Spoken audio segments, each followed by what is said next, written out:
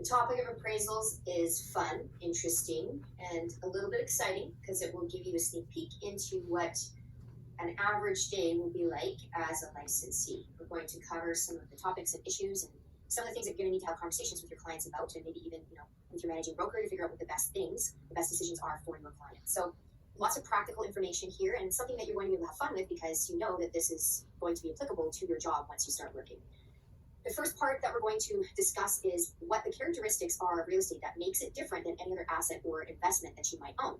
So the first pair is the fact that real estate is unique and what they call heterogeneous. And really those two words mean the same thing. It's kind of just a different way of expressing it. So unique means that you're different than anyone and everything else. Heterogeneous means that you're not like everything or anyone else. So kind of just a sort of a different perspective for both of those words. So when they use that word heterogeneous in a question or an answer choice, this is what they're referring to. When you go to do research on other properties, because you will be doing that because you're going to be using market data in order to do your appraisals. When you go and get information about other properties, just because the property is nearby or on the same street or even in the same neighborhood, doesn't mean that you can apply that information and knowledge and situation to your property that you're trying to come up with a value for. And so you can't necessarily use information from other areas and other properties all the time. Now we have to, we don't have a choice when we're doing our appraisals, but the whole point of our appraisal process and sort of all the steps that we go through is to take that into account, the fact that every property is unique. Now they're going to put another word, homogeneous, in your questions and answers to trick you into thinking it's exactly the same thing or it's similar or it looks similar, and so that must be the answer. Heterogeneous means it's not like anything else. Homogeneous means that everything in that set or in that group is alike. They're all the same. So make sure that you're looking out for that first part of the word to see whether it says heterogeneous, which applies to real estate, or homogeneous, which doesn't. The second characteristic is that it has a low turnover. Most of the time when people buy property, they intend to live in it for quite a while. And if they're investors, they usually intend to keep that property as an investment for a decent amount of time. So you're not experiencing people buying a property and selling it a couple of months later, or buying a property and selling it a year later. Generally, the term lengths or the time lengths that people own property is a little bit longer than that. So the result of the fact that people hang on to property once they purchase it is that there is a very limited amount of data points. There's a limited amount of data that you can use to collect to do your investigations, your research, and your market analysis, your appraisals. And so if you look at stocks in relation to real estate, it's a really good example for both points 1 and 2 on this list. So let's backtrack a little bit and we'll talk about stocks in relation to the first 2 points. If you were to look at real estate, we know that every piece of property is different in at least one way than one of the others, right? Even if you look at just the square footage of the property, usually there's a difference there. And then when you go to all the other characteristics, you can see that there's major differences with those properties being different. If you look at stocks, if you were to invest your money in stocks, the reason why we say stocks are homogeneous, meaning they're the same as everything else in that group, is if you were to go and buy a stock in Tesla or in Coca-Cola, for instance, any Tesla stock that you buy, any one unit of Tesla stock that you buy is the same as any other Tesla unit of stock that you purchase. Same thing with Coca-Cola. If you go buy a unit of Coca-Cola stock, it is exactly the same as any other unit of Coca-Cola stock. It means the same thing. It means the same as far as what you own, and usually it's the same value at that time. Now, yes, you can have stocks change in value over time, and that is really what you're tracking when you're collecting all of that data.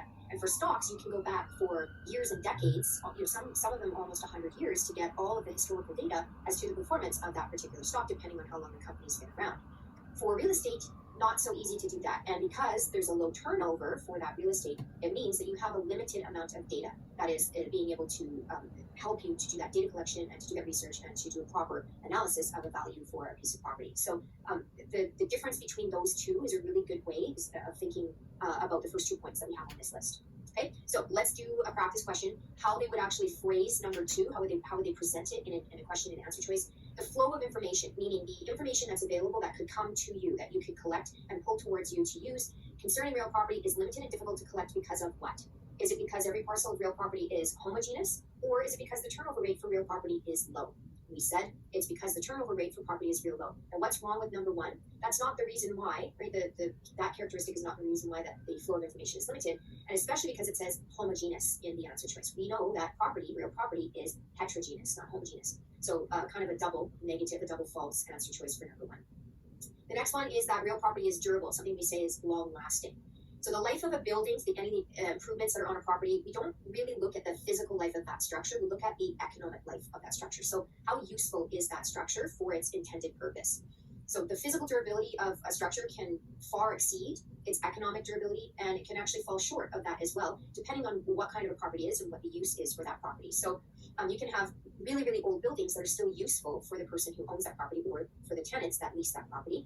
And in some situations, you can have a neighborhood change in a shorter period of time where, a structure that was built, let's say it's a multifamily zoning and there's, a strata property on there with 4 stories, and the zoning changes over time and the density increases. Within 30 years, that building could be really old and not the highest and best use for that property because it's been rezoned and now we can build a 6-story low-rise on it, or even maybe a mid-rise or high-rise, depending on how far that, the density has changed. So looking at that durability, the physical durability of the building is not the best. We need to look at the economic durability of how useful is it and how likely is it that people are going to be interested in either purchasing or leasing that property. Okay, so kind of a short statement there, but a lot in that topic. Which of the following statements regarding immobility and durability of land is false? So we'll look at each one at a time. Physical durability of real property means that it has value as an investment and a source of shelter. So we didn't really talk about that, so we're going to skip it. If you saw this in an answer choice on your exam and you weren't sure whether it was true or not, then you would continue on and check the other answer choices. When considering durability of a structure, it is not important to distinguish between economical life and physical life of the structure. But hopefully remember that is incorrect. It's the opposite, right? We want to consider the economic life and not necessarily the physical life. So that means answer number 1 is a true answer choice. So yes, we just said, what is the use of that property? What is the purpose of that property and the structures that are on it being there? It's as an investment, or in some cases, just for some people to purchase to have a place to live. So yes, it does provide value as an investment and as a source of shelter. The last point here is that it is highly local and immobile, meaning it's fixed in place. So it makes sense. You can't go buy a property in a crappy neighborhood in town and pick it up and go and move it somewhere nice, right? You can't go and buy in, older East Van and then pick up that property and move it to West Van. It doesn't work that way. What you're purchasing is the property as where it sits, where it's located. And so we say that creates an immobility of land. It means that property is highly local, it is fixed in place. So those are all phrases that they're going to use to express this idea. And that immobility, because we can't move that property, then what that means is all the stuff that's around that property, the external things, the externalities around that property, all affect that property's value and how appealing it is for people to want to purchase that property or to lease that property. And so real property markets, because they're local in nature, due to that immobility of real property, they lend to these externalities, which will affect the property's ability to be sold or leased or attractive to those who would want to use it. And so there can be positive or negative externalities, both. Positive means that it would improve that attractiveness of the property, maybe improve the value. And negative is the opposite. It would detract or take away from that property's value, or it might take away from people's willingness to purchase it or lease it and want to have anything to do with it. Okay, let's test. Another question. Real property is affected by external influences from neighboring properties. What characteristic of real estate causes this? So remember I said the immobility of land, those externalities, those are all sort of connected concepts. When you see externalities, think immobility. When you see immobility, think externalities. Think of them as sort of a pair that you can't really do anything with them without each other being present. Okay, so they always are sort of one connected idea. So when we see external influences in the question, we're now going to look for something that has to do with immobility in the answer choices. And you see, when you read that, you see that number 2 is our answer choice. Real property is immobile. It's fixed in place. It's highly local. So those are all phrases that they could use in this answer choice that would make it true. For 1 and 3, they're not true. They're false statements. And number 4, I just want to take a moment. It is a true statement, but that has nothing to do with what the question is asking. The durability of land is not to do with those externalities. It's the fact that land is immobile and fixed in place that is related to those externalities. So make sure that you're looking for those key points and reasoning through all of your answer choice. Which of the following factors will not affect the value of land? So which one won't affect the value of land? So we said immobility of land, right? It will, because those externalities will as a result, which is answers number 1 and 2. The development of surrounding areas, yes, that will. In some situations, most of the time it will increase the value of that property, and in certain situations it might decrease the value of that property. We'll talk about that a little bit later. Number 4 is the one that's not going to affect the value of real property because the owner's personal financial situation has nothing to do with what a buyer is willing to purchase that property for. Okay, so not connected, those ideas. Of the following externalities, which would represent the best example of an externality that is both positive and negative? So positive and negative means within that same externality, there are good things about it and there are bad things about it, and pretty much everybody is going to view it the same way with both of those positive and negative externalities included. So the good example of this one, for this one the answer is the proximity to a transportation facility. So that's how close you are to that transportation facility. Yes, it's convenient, so that is the good thing. It's convenient. You can use that bus or the SkyTrain or whatever the case may be, but there's going to be lots more traffic, there's going to be more people, and in some cases there might be a little bit more pollution in that area as a result of that transportation facility, maybe even some more noise as well. Okay, so the other ones just represent positive or negative externalities. Number 3 is a great example of one that is both at the same time. Real estate values are influenced by externalities. Which of the following below can be used to determine this principle? So remember we said when you see externalities or immobility in a question, you're always looking for the opposite one in the answer choices. So we see externalities. We're going to quickly scan and see if the word immobility is in any of the answer choices.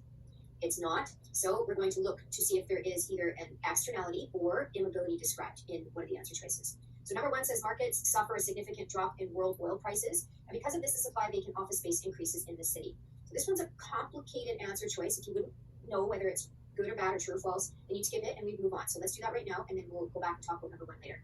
It's being announced that a small residential area has been rezoned for a shopping center, and the value of the houses in the residential area will increase. So in this situation, this would probably happen, this would occur, and this is an externality that's happening outside of each of those properties that have their value increasing. So this is actually describing an externality, not the fact that land is immobile, it's actually describing an externality that's affecting the land's value. So this one we think is the answer, but we have it all of the above down in the bottom, so we need to check the other ones and be convinced that they're not before we choose 2, because the answer might be number 4. So we go down to number 3, and we say because of unemployment, real estate prices decline. So for 1 and 3, they're kind of too broad or too vague. So if we have world oil prices change, that's going to pretty much affect everything sort of evenly, equally. And that drop in world oil prices affects the supply of vacant office space in the city. That's only one small aspect of a property's value. Yes, that is value if people want to come and lease and people are moving, but it might not be because of the world oil prices that the vacant office space is increasing. So this one is kind of too broad. It's too open, and we don't really know how much of an effect that has on property values. Number 3 is too vague because of unemployment. Unemployment where? Unemployment in the neighborhood, unemployment in the city, and unemployment in the province, or unemployment in the nation. Again, we don't really know what effect that has on the prices of the real estate. So for both 1 and 3, they're too vague. Number 2 is definitely our answer choice. A friend of yours has approached you and wants to know why the bank that may finance his purchase of a home requires an appraisal. He claims that since an appraisal is not required for an investment in stocks, an appraisal should not be required for an investment in real property. And the question asks, which of the following statements provides the best reasoning for your support of the bank's requirement to do that appraisal? So we'll take them one by one here. So the high turnover of real estate relative to stocks means that only an expert can keep up with changing values. So for this one, looks good, looks really, really good, but hopefully you realize that that's a false answer choice because it says the high turnover of real estate. We said earlier that real estate is typically a low turnover. So that is a false answer choice. That is not our answer. Number 2 says the local nature of real estate market implies that the flow of information will be unlimited and easy to assemble. So this one, again, kind of looks good, but there's some problems with it because it says that the flow of information is unlimited and easy to assemble. We said that because of the low turnover of real property and the fact that it is unique, right, and people usually buy and keep it for a while, it means that the flow of information is limited and it's difficult to collect. So that's another answer choice that's false. It's opposite. Number 3 says it's difficult to find real properties that are very much alike. So that one is your true answer choice. This is the best reasoning for the support for the bank's requirement of doing that appraisal. Number 4 says real estate purchase decisions are generally less significant than decisions regarding an individual share purchase. That is false because it's the opposite normally. Normally you would take a little bit more time and put a little bit more energy and effort into your research to do a real estate purchase as opposed to buying, one of those units of Tesla or Coca-Cola. Now, what does this all mean? It means that the real estate market is complex and it takes somebody with expertise and knowledge and training to be able to do a proper evaluation of a property assessment, right? To put a decent, accurate value on a piece of land or a piece of property. And they're needed because we go back to that first point that we talked about. Real estate is unique and it's very difficult to find any two properties that are very much alike, let alone them being identical to one another. And when you think about this, detached homes, it makes sense, right? There's lots of different characteristics about detached homes that make them different from each other. But even when you have a strata property and it looks like it's the same on the outside, a cookie cutter, I like to call them, they are very different usually on the inside. Even if they're new, right? Nowadays we have abilities that you can work with the buyer as the builder ahead of time, and you can let them choose all the different things that they want to put inside that property. And so that in itself would make it unique right from the start. Even when you have an older strata property, a lot of times there have been renovations and updates done on the inside, and you don't know that, you can't see that from the outside of that building. So even though they look the same, they're very different from one another. So even if the square footage is the same and the layout is the same for a strata property, they are going to have those differences inside that make them difficult to evaluate with comparison, a direct comparison. So we use previously solds, right? We use them as comparisons, but we have to do this whole process to make sure that we take into account that they're different from one another. Okay, so that's really what this chapter is all about. It teaches you the different methods, the different reasoning behind why we're using the methods, and how to go about doing an evaluation using each of the methods that you're going to learn about. Now, who can conduct an appraisal? Anyone. You can legally undertake appraisal work, which means you can print up your business cards, print up some pamphlets, hand them out to people, and start working as an appraiser and collect some fees for that and be paid.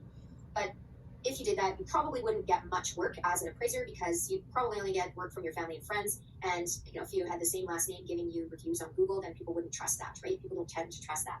So even though there's no licensing requirement in BC, it is a self-regulating industry, and it has a professional association that is the regulatory body for it. It's not mandatory that you be part of it, but most appraisers that are professionals, and that's what they do, are part of this professional association so that they have that credibility to back them. And why do they get that credibility? Because to be part of this professional association, you have to have education requirements and experience requirements. You need to have insurance in place just in case there's any negligence complaints, that kind of thing. And then also there's a code of ethics that you need to follow and adhere to when you are a member of this professional association. So this kind of stuff should actually sound a little bit familiar to you. This regulatory body, this professional association for professional appraisers, is kind of similar to our BCFSA and the boards all rolled up in one, because the boards were our code of ethics providers, and the insurance and education requirements and all of that preparatory work, that was the BCFSA as well as the foundation. So the professional association gives credibility because you have all these requirements, and you can say that to people who would be your potential clients, that you have that sort of people behind you, right? You have somebody that's supporting you to make sure that the work that you're doing is quality work. So the court can conclude that even people without this formal training, without this membership to the professional association, without the educational background and the expertise, and even people without all of that, they might still be held responsible for the appraisal work that they do. What is this in reference to? This is in reference to licensees. Generally, licensees are not part of the professional association for appraisers, and so we just do these evaluations of properties, the market evaluations, as one tiny piece of a larger job that we're taking care of for our clients. And so we don't become members of the professional association. And the fact that we are not a member of this professional association doesn't take away the fact that we're still responsible for the work that we do. So you got to keep that in mind. You still have a legal responsibility, a legal liability for the work that you do, even when you are not doing appraisals as your only job. Now, who needs appraisals? They're going to ask you what kinds of appraisals there are, what are they for, who would actually need them. These are the lists that you need to remember. So formal as opposed to informal. And that's related to the types of people that would be needing those appraisals. So we were just kind of hinting to it already. So for the formal appraisals, this is where a contract is in place. This is a professional appraiser that is being hired to do that one job. Go in and appraise that property and give us a value for it. These are for your situations for mortgage finance, for lenders when they want to do mortgage lending to buyers. Government stuff, so that's your expropriation. When the government wants to take your property away, they need a fair market value for the property to offer that to you in compensation. Property tax assessment purposes, if someone wants to appeal a property tax assessment, then they would hire an appraiser to check the work of the assessor. Insurance purposes, there can be different reasons for this, sometimes mortgage insurance, but a lot of times it's for property insurance as well. So the insurance company doesn't want to give more insurance than it needs to. They want to make sure that the insurance policy matches the value of that property. And then the executor of an estate, so somebody who is taking care of dispersing and divvying out, dividing all of the things in an estate when someone passes away, then they might need an appraisal for that property as well to figure out the value to see how to divide it among the people who would inherit that property. Okay, so those are all the formal situations. There's a specific contract in place that any of those entities would hire that appraiser to do that work for them. The informal was what we were just talking about. You're still going to be held responsible for this. There's still a legal liability for this. If you are doing it as part of your larger job of a real estate agent, you're still going to be responsible for it, even though there is no contract in place specifically hiring you to do that appraisal. It's just one tiny piece of a whole giant package of services that you would provide to your clients. So strata councils do not require appraisals, so just keep that in mind. That's a false answer choice a lot of the time. So pretty much informal appraisals are done all the time. Anytime properties are bought and sold, when you work for the seller, you want to do an appraisal of a property, a market evaluation, to help them decide on a sale price to list it for. You also want to do that if you're helping a buyer because you want to give them good advice on what they should submit an offer for as well. So both sides, it doesn't matter, you're still going to do an evaluation of that property to get a value so that you know what you're working with. And again, just because you don't have a contract specifically for that doesn't mean that you're not going to be held responsible for that work. You still could be, depending on the situation, and most times you would be as a real estate licensee. So what is the scope of work? What is the purpose? What is sort of the whole plan and the entire reason and process for this appraisal? So any appraisers, so this includes real estate agents as well, so real estate licensees need to take this into account as well. You need to determine what the scope of work is. What is it that they want me to do? What am I being hired for? I need to figure out what sort of information, what complexity of information, and what amount of information I need to collect from my client. So what is the ramifications, or what is the workload, essentially? That's what the scope of work is referring to. And the reason why you're deciding on this is because you want to produce accurate results. You want to be able to give something to your client that they can rely on and know that it's accurate so that you don't fall into that legal liability category that we're going to cover in a few minutes. So you want to make sure that you're doing your job properly so that there's no problems and there's no complaints. So you need to figure out what the client's intended use of the property is as opposed to what it may be currently used for, so that matters as well. And then you want to put an effective date on that report because the date of the appraisal matters. So if you think about the crazy real estate markets that we've had in the last bunch of years, maybe up to 7 years ago, sometimes when those markets were moving really, really quickly, the appraisals that we did were only valid for hours, not even a day. They were only valid for hours. In some cases, it would be 12 hours or 6 hours or 8 hours, because the market would have moved in that time because prices were climbing so quickly. So the specific date that an evaluation is made is very significant, that you do your research in a timely manner so that you're not spreading it over a 6-month period and then giving the results to your client, because that really, depending on the market and how it's changing, that might not be a good data set, might not be a good set of information to use. Limited detail may be acceptable, so when you're deciding what the scope of work is, you might decide that limited amounts of information might be good enough to give to your client. So it might be you give them part of all of the information that you looked at and you collected, or you might just do that limited amount of investigation because that's all that your client really cares about. And the bottom line is, the basic info is relevant to the scope of work that's being asked for you to perform. Okay, so make sure that you know all of those, right? The purposes, the rationales behind it. You need to know why you're doing your job. You need to know why the client is actually asking you to do that appraisal. Appraisers can't rely on the client's information to figure out what information to give the client. And that kind of makes sense, that you wouldn't have somebody hire you and then say, oh, well, what is the information? And then you write it down and then you give it back to them. That doesn't make any sense at all. You don't rely on the client's information, specifically when you're talking about sellers' information, because sellers tend to have a much better opinion of their property than what is reality in a lot of cases. So they think that their property is the best on the block and nothing compares. And so you wouldn't want to rely on that information for your market evaluation to come up with a value, because the seller's value is going to be, way higher and much more inflated than it should be. Okay, so the registered owner, they say the registered owner is not the ultimate source of information. Yes, you can get bits and details. You can kind of get a basis of what's happening with that property so that you know what to go and research, but you still have to go and do that research for your client. Okay, so you go to other sources. Even though you've been hired by them, you don't rely on them for the info, and you wouldn't create a report that is what they want to hear. You create a report that is accurate, that produces those credible and reliable results. Okay, so you see how the can, the must consider, and the cannot do sort of is interconnected and related. So that's where they're going to give you the false and true answer choices based on the scenario question or the simple question that they're going to ask you. So we get back to the same question that I've already mentioned. Why has the client requested you to do that appraisal? Why have you been hired to do it, or why are you about to be hired to do it? So there are two different categories, two different reason categories that you need to know that you're going to give them for answer choices. The first one is the statutory reason, and the second category is market reason. So the statutory reason, think statute law, and that's related to government stuff. So that is for your expropriation or your property tax type topics. Everything else is going to be a market reason. So anyone else other than the government is going to be market reason. So that's for mortgage lending, that's for insurance stuff, that is for the executor of that estate. All of those other things on that list that we mentioned before, that's going to be the market reason. And this is where the appraiser can consider things in the market. They can decide to include or exclude. And they don't have to follow the statute laws in order to come to that result and to get to the end of their report. So they don't have to follow the government statutes because they're not producing that report for the government. An appraiser must understand why the client has requested the appraisal. If the purpose is for property development, it would be known as what kind of a reason. So that was not related to government, so we know that this is going to be a market reason. You see that they put statutory reason in answer number 4, so that's why you need to know both and be able to tell them apart. Answer 2 and 3 are just made up answers and they're nonsense. They don't, there's no significance for the purposes of this course. Now, how are appraisers liable? They're liable under contract law and tort law. And this goes back to what we talked about earlier in regards to formal versus informal appraisals. So the contract is where you get hired specifically to do that job, as opposed to informal appraisals where you're doing it as part of a larger package of services. So when you get hired to do that specific appraisal, and that's the only thing that you're hired to do, so you're hired by the bank or the government or insurance company or that executor for that estate, then the person that is hiring you, they're going to come after you under contract law, because that is the relationship that you have. That's the nature of the relationship you have, is based on that contract between the two of you. For tort law, this is going to be for all of the other stuff, right? When you're doing it as a little tiny piece of all of the services that you provide. So for a real estate trading services licensee, that's helping either a buyer or seller, that one market evaluation is going to be one part of a much longer list of services that you provide. And there's no specific contract for that appraisal to be done, for that market evaluation to be done. You're hired to help somebody sell, or you're hired to help somebody buy. And so there's no specific contract for that evaluation of the property. And so you'd be sued under tort law. And remember, we said previously that the word tort means wrongdoing.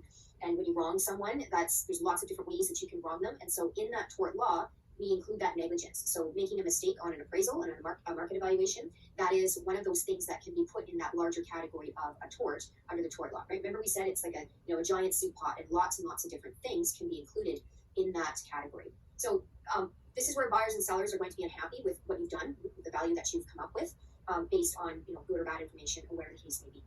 Now, third parties can reasonably rely on your reports. What does that mean? People that are outside of that relationship, they can rely on the report. So what we mean here, when buyers and sellers are doing transactions, sometimes reports are done and they might rely on it even though they're not party to that contract for that appraisal. So what is an example of this one? If you have a buyer that is relying on the appraiser's report to the bank for mortgage lending, for how much money they might get out of that transaction. So why does that matter? Why would a buyer be concerned with that? Well, we've created a question here for you to let you know, to show you kind of the story and how it would go and why the buyer would care. So Joan has put an offer on a farm for $130,000 subject to financing. She approached ABC Bank for pre-approval of a mortgage loan, and ABC had A&A appraisers come in, and they were hired to determine the value of the farm for mortgage purposes. Now, when A&A finished their job, they did their appraisal, and they found out that they figured that the property was $135,000. That's where they put the value at for that piece of property. So ABC Bank approved the mortgage loan for $101,250 based on that $135,000 property value that A&A provided to them. Joan, she went ahead with the purchase. She borrowed that $101,250, and 11 months later, now the bank, ABC Bank, is now forced to foreclose on the property because Joan has been defaulting on her payments. So she's not made her payments. They're forced to go through that foreclosure to get it sold to try and get their money back. Now, when they do that, they need to go and get another appraisal of that property done. And when they did that, they found that the market value of the property was only worth $70,000. Now, the key statement in this whole story is the very last one here. It says it's found that A&A was negligent in its appraisal report. So what do we know? We know that A&A made a mistake. They did something really bad. And if you look at it, it's not hard to see what the mistake was. They valued the property at $135,000 when it's only worth $70,000 not even a year later. So even if it dropped in value a little bit over time, it's not going to drop almost half price. So they probably did something wrong. They maybe collected the wrong information or did the wrong math, whatever the case may be. Now, the two questions that they could ask you after telling you a story like this is who can sue for breach of contract, and the other is who can sue under tort law. So who can sue for that negligence, basically. And in this situation, if they ask you who can sue for breach of contract, you figure out who was the contract between, who hired the other person. In this story, ABC Bank hired the appraiser, the A&A appraisers. So that is who could sue for the breach of contract. The bank could sue for breach of contract because the appraiser did a bad job. And the answer to who could sue for under tort law would be Joan. She's a third party, meaning she's outside of that contractual relationship between ABC Bank and A&A appraisers. She's still relying on that report that A&A appraisers gives to the bank because she shouldn't have gotten that money in the first place. She shouldn't have gotten that large of a loan. If A&A appraisals hadn't screwed it up, she probably wouldn't have been given the money and she wouldn't be in a situation where she defaulted and is now facing foreclosure. Okay, so it's really important to make sure that when you're doing the job of evaluating a property's value, and you're trying to come up with a number for value, that you do a good enough job, you do a proper job so that you get an accurate result for your clients, right? We go back again as part of that scope of work that we talked about previously. Okay, so the bank can sue for breach of contract and Joan would sue under tort law. We've been talking about it already. You have legal responsibility when you do an appraisal, right? You want to make sure that you create that accurate report so that people can rely on it with faith that it's correct and that they're making the right decisions. So there's a legal liability when you do any kind of an appraisal, and the appraiser may be held liable for negligence if the property is overvalued. So overvalued or undervalued, either one makes no difference. So an appraiser or a licensee as well, right? So we're all considered to be appraisers in that category. Now, in the general category of appraisal, in the general topic of appraisal, we're not talking about specific types of properties. We're just talking about property appraisals in general. When we talk about that, there is no set allowable amount of error that's defined under any laws anywhere. Okay? And the reason for that is because when you think about all of the different types of properties that are out there in the world, there's some pretty weird and wonderful things out there that you could buy or you could help someone sell. And so if you wanted to include all of the weird, special use, strange, remote properties, really large parcels, that kind of stuff, if you want to include all of that into property appraisal just as a general category, it would be very difficult to come up with a number that would apply to those properties as well as all of the usual properties that we normally work with on a daily basis. And so that's why we say, in general, there's no set limit of allowable error in appraisal work. There's a but to that. But the courts have recognized that a reasonable margin of error exists when you're doing appraisals, and if some damages were to result from a negligent appraisal, you made a mistake, then there is a reasonable margin of error that you can apply to some situations. What situations are those? Situations where we're doing those evaluations, those appraisals for normal or usual properties. So our regular detached homes, our strata properties, right? There's quite a bit of data, there's quite a bit of history for that, for us to be able to get good examples to give an accurate number and to give a report that somebody could rely on with some confidence. Okay, so the set margin of error for the normal, usual properties is plus 10% to minus 10%. So you take that appraisal amount, you add 10% and you subtract 10%. And if you're in that range, the property sells in that range, then you did a good job. If you're outside the range, then they didn't do a good job. Okay, so remember, the legal responsibilities are these three. There is no legal responsibility to have a license. There's no requirement at all to have a license. So it's not one of the legal responsibilities. Which of the following statements is false? Number one, says the burden of proof is on the appraiser to explain an apparent over-evaluation of a property. Talked about over-evaluations, but we didn't talk about it being the appraiser's responsibility to explain themselves. So if you weren't sure, continue on and see what other options there are in the answer choices. Number 2 says an appraiser may be responsible to any party who reasonably relies on the appraisal report for the purpose it was conducted.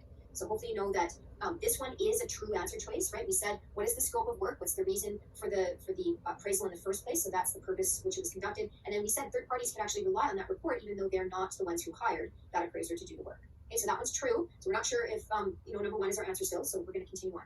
Form reports often meet the needs of financial institutions, insurance companies, and government agencies. So this is true, 100%. It's just a random fact, a basic fact that you need to know. So we present it to you in the form of answer choices. You'll get that a bit here and there, all the way through your course, all the way for every single question that we give you. It's possible that is how we deliver the information to you. So that one we know is true. So it's either 1 or 4 now as our false answer choices. Number 4 says an appraisal mistake of $3,000 on $276,000 of value for a house is beyond the margin of allowable error. So remember we said for usual properties, it just says house, it doesn't say it's a unique property. So for the usual thing, we had that plus 10% to minus 10%.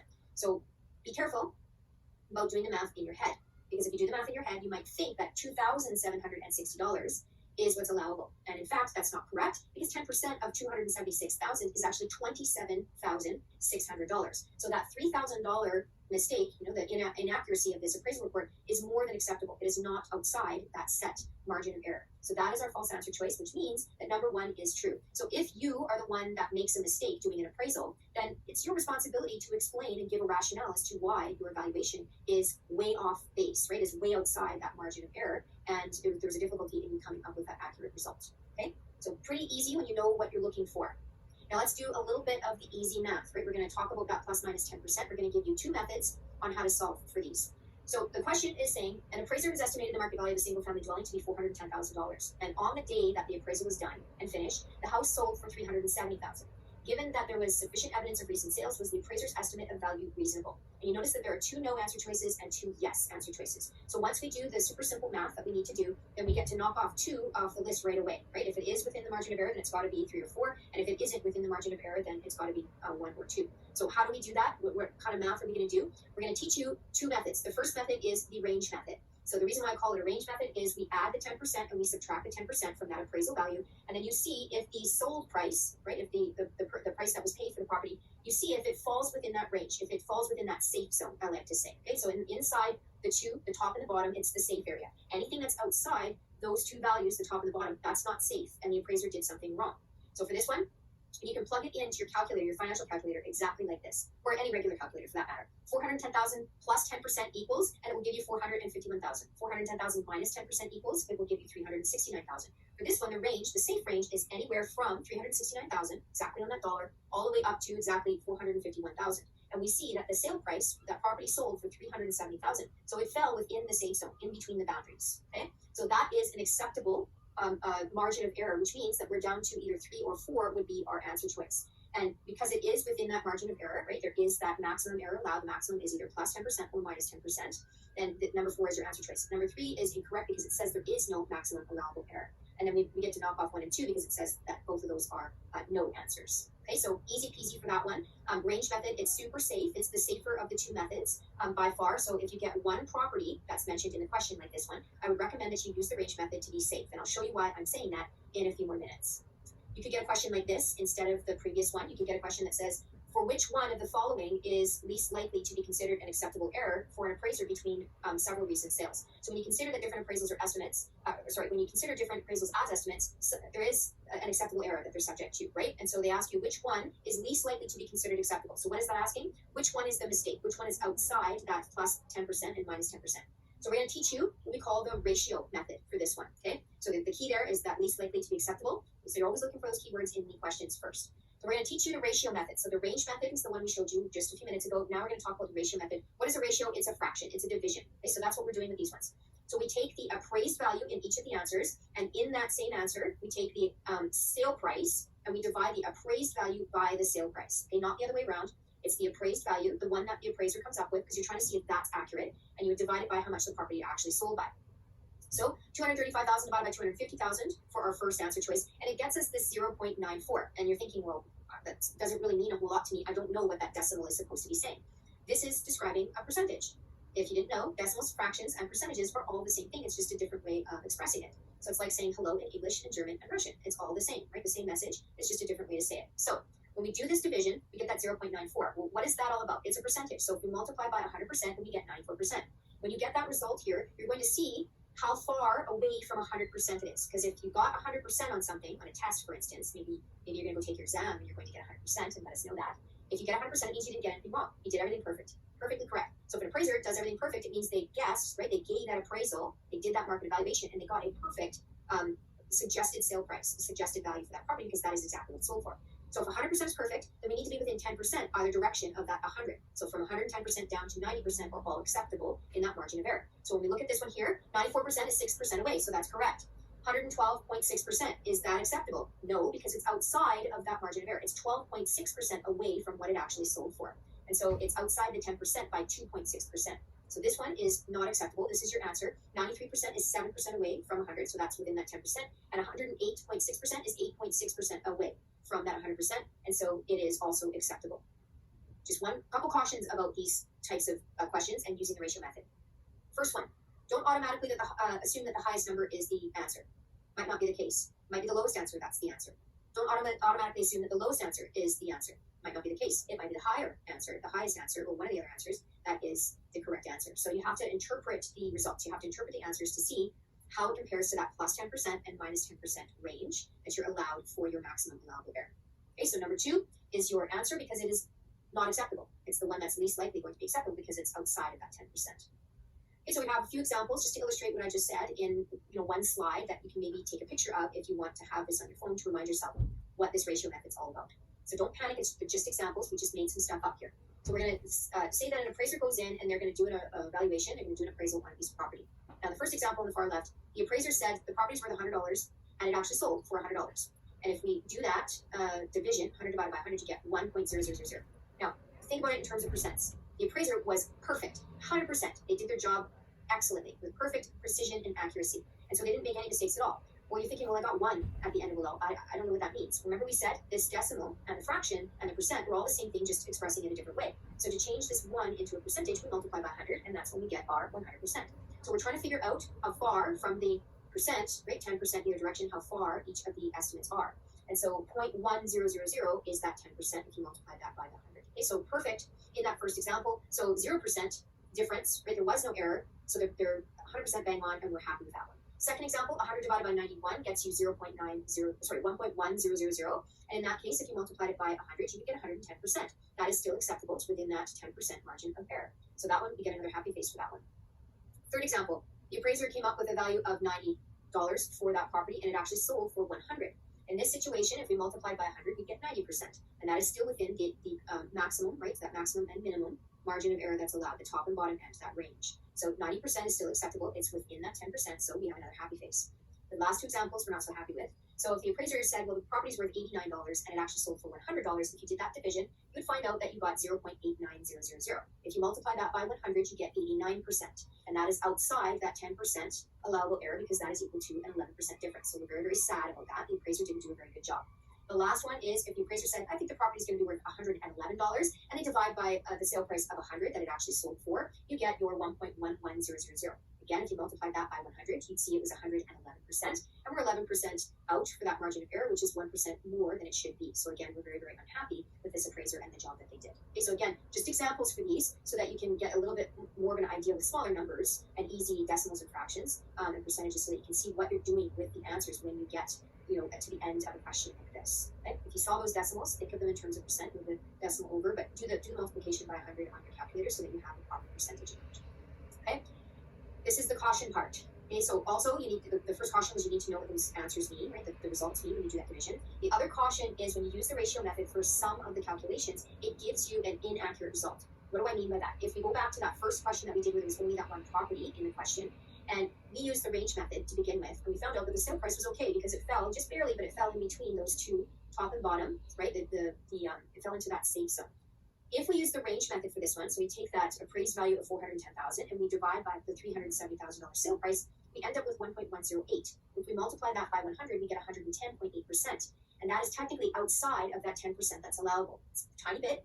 It's only 0.8%, but it's still outside that acceptable range.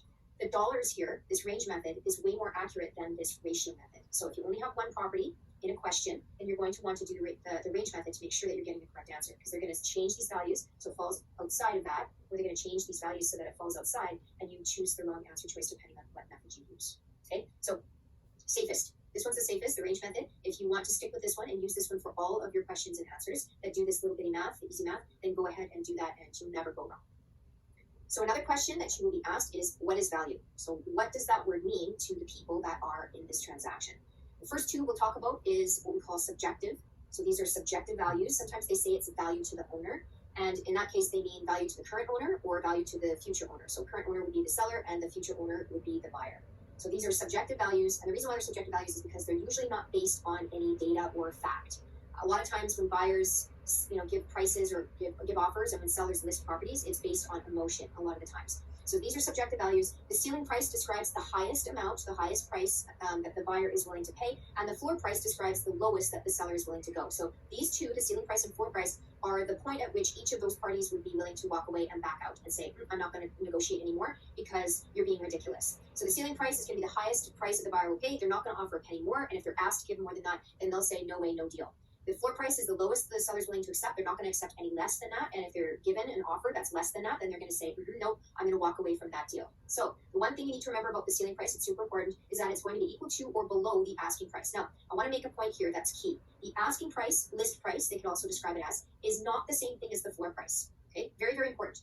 Asking price or list price is not the same thing as the floor price. Most sellers don't go out there and put their property on the market for the lowest point that they're willing to accept. They're always going to put it up on the market for a little bit higher than that, or in some cases a lot higher than that. And so we say that the price that the buyer is going to shop for, they never go and shop for above what they're able to afford. They don't go and shop for something that's way more than what they're able to give. So they're going to go and shop around that same area, which is why we say it's going to be equal to or below that asking price. And when a buyer goes in and looks at that asking price, that list price, and they see that it's a certain amount, they think, oh, maybe I can offer a little bit less and get a deal or get that property for a little bit less, and then maybe that is around the budget that they wanted to spend. So being able to set these, right, specifically for the buyer and the seller, it gives the ability to have that negotiation between the parties. So make sure you remember equal to or below the asking price for what the ceiling price is, where it usually lands, as well as the fact that the asking price or list price is not the same thing as the floor price. Okay, they're very, very different things. Okay, first example, we're going to take all of that and put it into some stories here so that you can know what's going on and see how it works. So we're going to look at this deal here, and whenever they give you two, ceiling price and floor price, or basement price, sometimes they call it, whenever they give you these values, they're going to ask you, can a deal be made between the two parties? So that is sort of the end result of the story. Okay, so when we have this sale price, the difference with the sale price is we call this one an objective value. And the reason why it's objective value is because it is what someone was willing to pay and what they did pay. And so that is based on data. That's based on previously sold. Okay, so it's different from subjective value because it's objective. It doesn't have much or any opinion in it because it's based on that factual evidence. So let's look at this scenario here. We have a buyer that is willing to offer up to $500,000 and a seller that's willing to go as low as $400,000.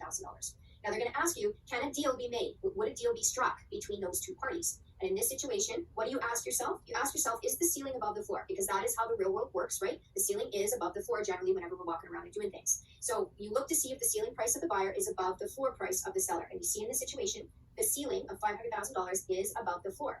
What does this mean in practical terms, in everyday sort of application? It means that there's $100,000 of wiggle room, of bargaining room between these two parties. And so is there a really good chance that a deal can be made between these parties? Yes, there is, because $100,000 is a pretty decent margin for that negotiating room, for the bargaining room. Does it guarantee that a deal is going to happen between these two parties? No, there's never a guarantee of that, but it's a very likely chance that it will happen.